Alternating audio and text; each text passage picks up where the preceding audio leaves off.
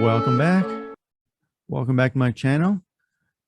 Today, we're actually going to look at how to gild a barrel, or in this case, a bell, actually. But many wonder how old clarinets can be made look as new or as brand new. They're like, gee, this clarinet is 50 years old, and yet it looks brand new. How did it get that way? Was it stored away magically in some closet for 50, 60 years? No, that usually isn't the case. Many times a good clarinet shop can refurbish clarinet, not just repad it. That means making it look as if it's brand new. But we're looking at one of those steps now, and we're looking at how we can do it at home, not in a shop. Of course, the one thing we have to do is how to regild the emblem itself. And there's many ways of doing that. When I first started learning about this, I actually got what's called a trademark crayon. And these can be purchased from multiple locations, usually sometimes at any hobby store. Or if you want to go for musical instrument company, places like Foray Tools out of Battle Creek or Music Medic out of Wilmington, North Carolina. We're going to take a quick look at their websites right now. So on this website, this is from Foray Tools in Battle Creek, Michigan. They have a phone number here on the right-hand side, email, websites up here, phraseToolsInc.com. This particular page is the D48 trademark crayons, coming in gold, bronze, silver. Sold by set of 2 for $56, plus shipping and taxes and all that stuff. This next tab, we have Music Medic. They have gilding crayons in more colors. They have gold, dark gold, bronze, silver, pink, scarlet, and violet. Of course, if you buy a Crayon crayons box, you can get 64 colors. I'm not quite sure what differences there are either, but those are your options. But real briefly, I just want to show you what we use in the shop here, because I haven't used a crayon in decades. But so part of this process is going to be gilding cream, and the other process more of a manual type of candle wax. But before I used to use gilding cream, I would rub the, it's easy to, if you just took a bell and looked at it, you could rub a crayon in there, any type of crayon really, then wipe off the excess. But the trouble is that crayon is still in powder form or chunk form, small chunk form. What I did is I always used a hot lamp like this. I would just stick it on there for like about 20 seconds. And you could see that it melted in there. Then you cool it off. Then it'd be set because it would melt into the grain of the wood inside the emblem. But the trouble is, many times people who took these crayons and rubbed them over the wood, what would happen is the crayon itself would get in the grain of the wood all over and around the emblem. You can actually see these in a lot of eBay sales where you can see a lot of gold color in the emblem, but also in the grain up and around the emblem. And getting it out's a pain. One way of getting it out is actually using an old toothbrush. Of using an old toothbrush like this and just kind of rubbing around and avoiding the emblem. You don't want to get it out of the emblem, but you just rub around it and get the excess crayon out from around the emblem. But one thing I learned a long time ago is I remember a few decades ago looking at the Salmon Paris website, and they had a video of a person in the process of wiping gilding cream on, then they just wiped off the excess. And I'm like, well, how did that happen? Because I would not get in the grain around the emblem. Well, I had a contact back then at Salmon Paris who actually only spoke French, so I wrote a letter, actually, if you remember those were, in airmail and all that fun stuff. Anyways, what I found out a couple months later is that what they would do is they would actually buff the surface of the clarinet with carnauba wax. Then they would basically cut out the emblem using a pin, and then they'll put the gilding cream on and just wipe it all off, and they're done. I never really thought about that, but I used to do woodworking in the past and do, like bowls. You create a bowl for, food and stuff. And what we used to do is this over here is a 3-stage buffing wheel. This particular one goes on a wood lathe. But for what we're doing here, we would only use 1 stage for buffing on carnauba wax on the clarinet. You have to be careful on keys and such. You would get a technique down, and we would use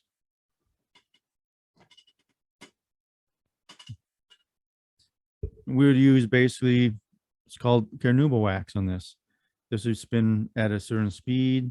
You put some wax on here, then you would basically buff the joint, and you put a nice layer of thin wax around the emblem. Let me put this away. And what we'll be doing here is we'll be using pins, actually. You can use a variety of pins, like a needle spring for saxophone, or a sewing needle. Sewing needles work too, especially the thicker ones. And that's kind of what this cork is for. It holds the needles and springs I use for various things. And you basically dig out the emblem, make sure it's empty of crud or wax. We'll be doing that in a few minutes. But the type of wax you can use, we're going to try to use candle wax today. I kind of set one up here for a minute and turned around, and I ended up, don't know if you can see this, I kind of melted a third of it away in chunks. So this should work. I'm going to switch cameras so you can actually take a close look at what we're doing here. We're back. Now we mentioned we're going to use candle wax. This is the one I accidentally melted, as you can see.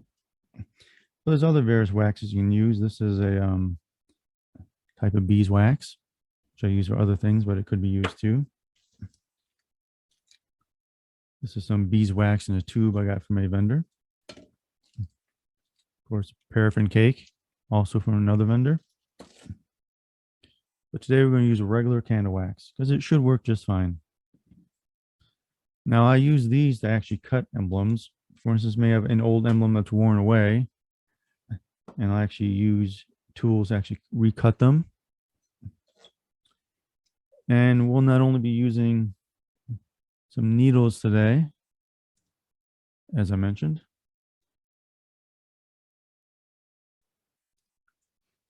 but I also use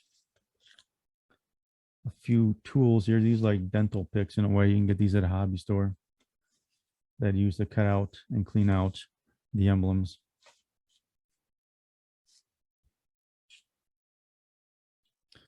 First, you can see here, this one was done previously.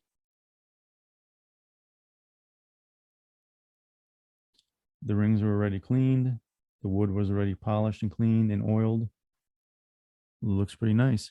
Looks brand new for a actually 50-year-old clarinet. What we have here, and we'll be doing this more later on. Today, we're just going to gild the emblem. We're also going to polish the rings. This ring has some green junk on it, and we'll learn how to take care of that so it doesn't come back.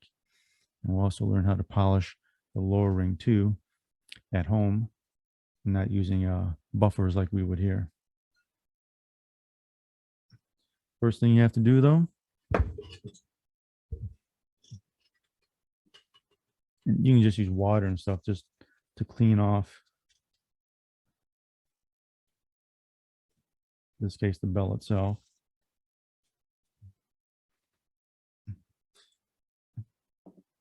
But I'll be using what's called gilding cream. In this case, the Biron Gilt Cream. Color is Versailles, which I'll be either using this, which is a copper color, or this one here, which is called Chantilly Gilt Cream, which is a more gold color. More copper, more gold. I'll probably use this one. This is some almond oil cold pressed almond oil, keeping it in a jar in the dark. And this is actually paste, black bison paste for wood bodies and stuff. We won't be using that. And here's another example. This is actually a silver gilt cream, if we wanted to make it silver. First things first. Now what we could do, and there's a couple stages to this. We're going to heat up the wax and put the wax on here and kind of spread it, see how well it spreads. Then we're going to clean out the emblems. We're not going to touch the rings or the wood yet. That's for another episode. But I'll tell you right now, to clean this, what we're going to do is, the trouble is the cleaning agent we use, which is, we'll be using a paste to clean this stuff, like well, this one's mostly used here, a metal polish, moss metal polish we'll be using. But the trouble is, same problem with the gilt cream, is you'll get the polish inside the wood or the grain. So what happens is, we're going to oil the body, so the oil is going to be setting on the body and wood itself, soaking in. And at the same time, after we do that, then we're going to clean the rings, and that'll prevent the polish from getting into the wood grain and creating the same problems the gilt cream does, is getting the polish in the wood grain and drying up and having problems getting it out, using a toothbrush to dig it out. That's the whole thing, is we don't want to get the cream into the wood because it's really hard to get out. I've read in people in the past to take a needle and pick every little single piece out. It's like, well, that could take hours, it seems. So we're going to try to avoid that by using a simple solution. So we know this wax melts easily. We're going to see how much we need by heating it under the lamp right here. The lamp's right here.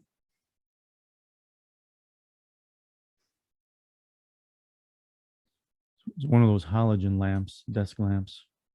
See how that does.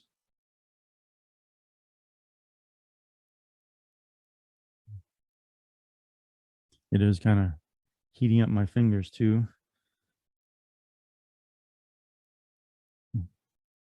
Ooh, interesting. I'm gonna try to put that on a lamp a little bit, see what we get. We don't really want to heat the wood up. That's the problem, is when you heat wood up, you're heating the outer layers of it, and only the outer layers expand.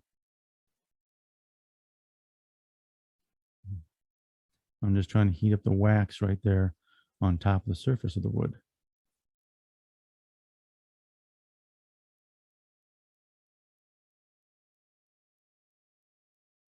Oh, you can see it's melting. That's good.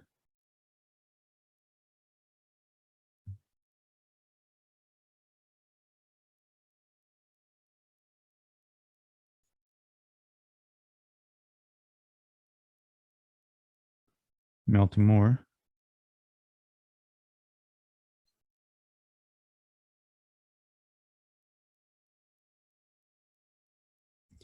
We want to melt it enough so we can actually see the emblem, because we have to cut it out.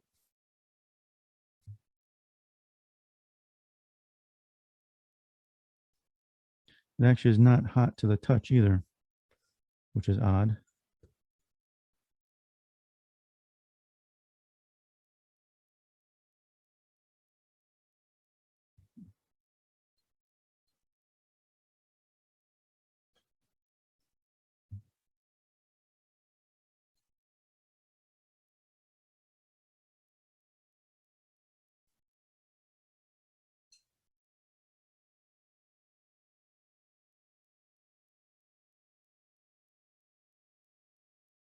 That actually should be good enough.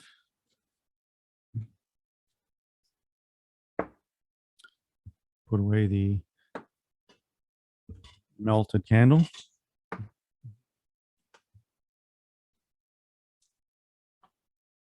Now we're going to work on cutting out the emblem. And we're going to start with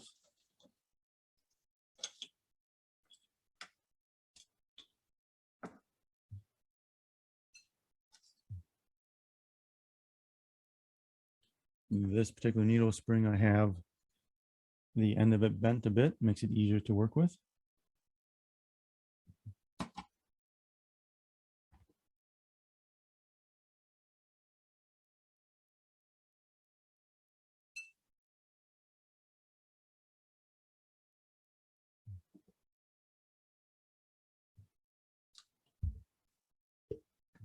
This is some magnification here, so I can actually see what I'm doing.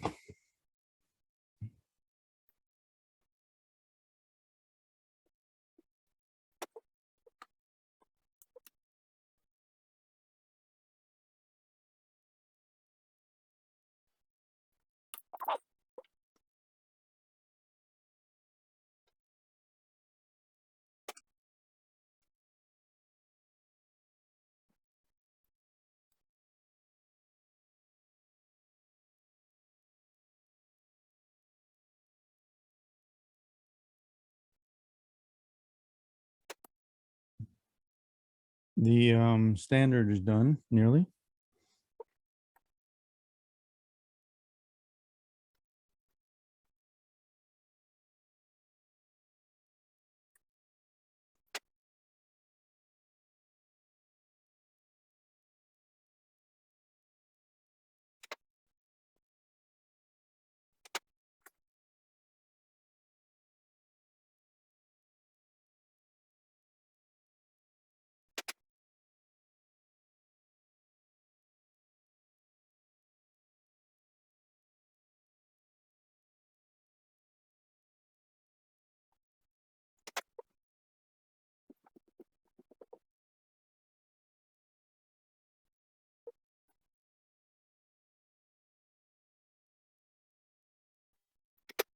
This is really quite difficult because this is an old scroll work, not block letters. Getting a bit closer though.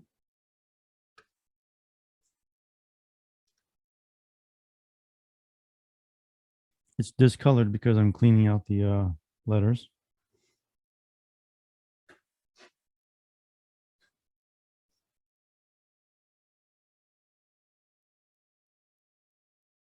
Cleaning out the dirt, we can actually see the original gilding in it, or some old gilding in it.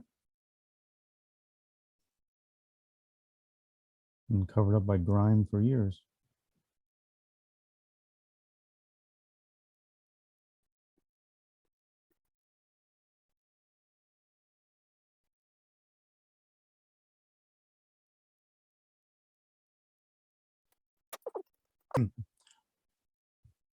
For sake of brevity, we're going to try to just gild it this way.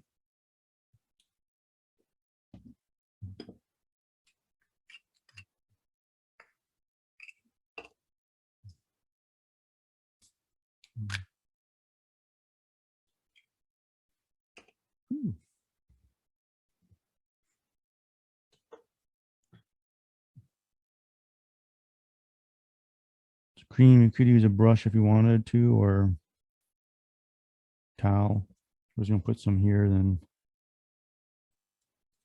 spread it around using the towel.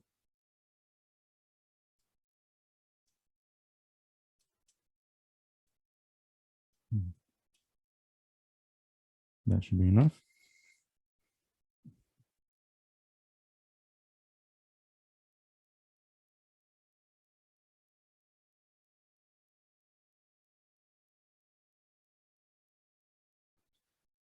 Looks pretty good. I'm going to wipe off the excess now.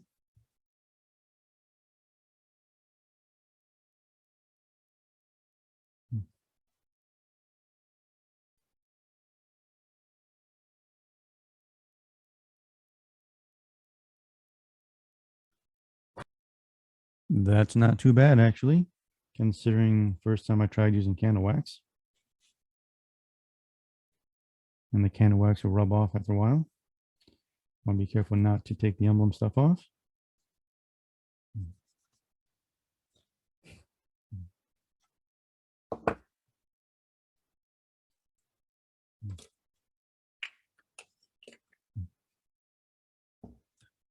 Doesn't take much at all of gilt cream to use, or crayon. This was a crayon now. I put it back underneath the heat lamp for the crayon to melt. into the emblem.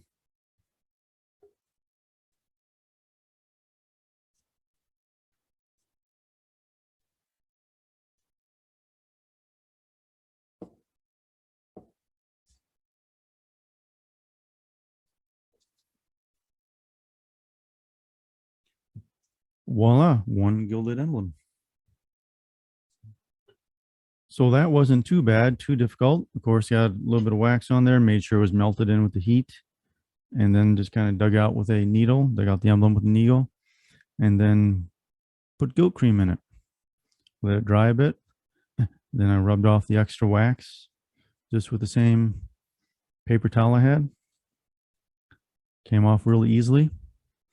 And that was it. Now we have a gilded emblem on the bell and the barrel. Next episode, we'll get to invigorating the wood some, polishing the rings, getting rid of the green stuff in the back, how to properly kill that. And if you want to look at the video of how to take rings off, though we're not going to take the rings off in this case. So I'll just show you how to do it at home, but there is some oils that will just kill this green junk quite readily. But that's it for now. So don't forget to click like, subscribe, and share and comment below if you see anything that's helpful. You gotta love the knowledge, gotta love life, gotta love clarinets. So we'll see you next time.